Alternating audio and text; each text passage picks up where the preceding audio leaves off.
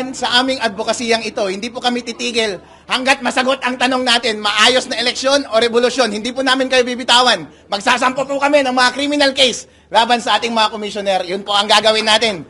At magsasampa rin tayo sa United Nations para maliwanagan yung mga nangyaring kalokohan dito sa nangyaring eleksyon 2025. Ang hinihiling ko lang po, mga kababayan kong Pilipino, huwag niyo po kaming bibitawan. Samahan niyo po kami hanggat maipagtupad po ang lahat ng polisiya na sinasuggest ni Mr. Greco Bilgeca. At kung hindi natin magawa sa pamamagitan ng maayos na polisiya para sa maayos na eleksyon, inuulit ko po ulit ang tanong, hindi po namin kayo bibitawan sa pagsagot ng tanong na eleksyon o revolusyon. Makakasama niyo po kami hanggang sa huli. Mga kababayan, ito po ang tanong para sa inyo, eleksyon o revolusyon.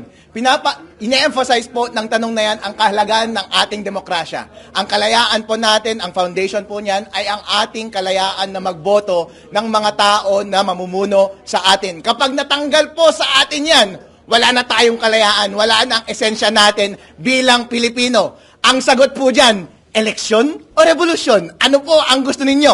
Ang mapayapa po na sagot, na hindi revolusyon ng sagot, ay para tanggalin natin yung mga nakaupo doon sa COMELEC ngayon. Yung mga commissioners ng COMELEC.